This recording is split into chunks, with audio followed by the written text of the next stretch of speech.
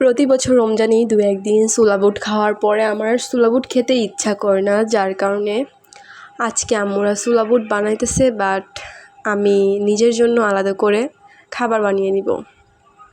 এই যে এখানে আম্মু চাল কুমড়োটাকে ভাজি করছে, চাল কুমড়োটা ভুনা করবে। আর এই যে দেখুন ভাজাটা সুন্দরভাবে কমপ্লিট হয়ে গেছে।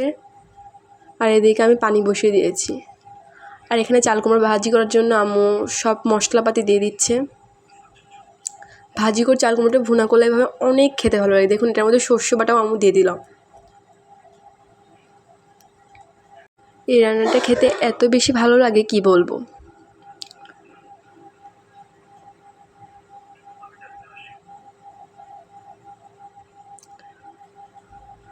আর এদিকে আমি আমার জন্য খাবারটা বানিয়ে নিচ্ছি। আমি আর আমার বোন এটা খাবো, কারণ আমরা আজকে ইফতারি বানাবে।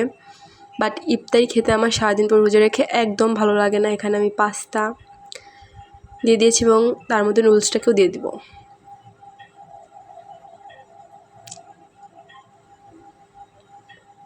দেখুন এটার কালারটা কিন্তু অনেক সুন্দর এসেছে। এখন এটার মধ্যে আমি এটাকে ঢেলে দিবে।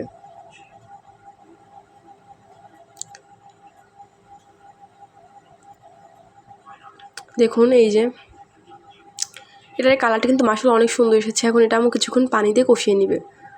বাট সেটা আমি আর দেখালাম না। বাট ফাইনালি এরকমই হবে। যাতে মশলার ফ্লেভার না থাকে এই জন্য আমি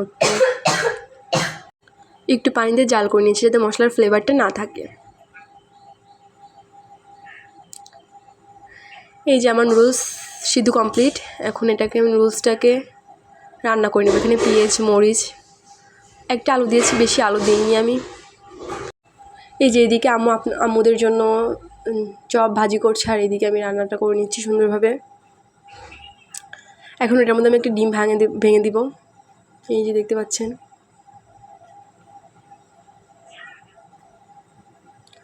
আর এদিকে আম্মু আবার আলুর চপটাকেও ভেজে নিচ্ছে।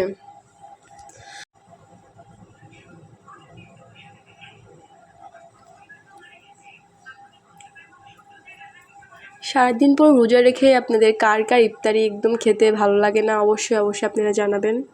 দেখতেই পাচ্ছেন আমি এটার মধ্যে মশলাটা দিয়ে দিব।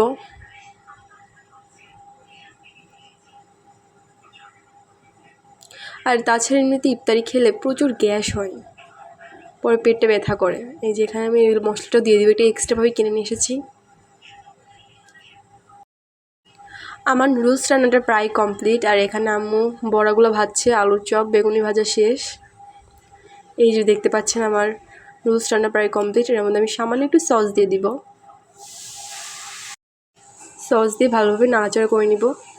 তো আমার আজকের ভিডিও এতটুকুই। ফুল ভিডিও দেখার জন্য ধন্যবাদ। সবাই ভালো থাকবেন, সুস্থ থাকবেন। আল্লাহ হাফেজ।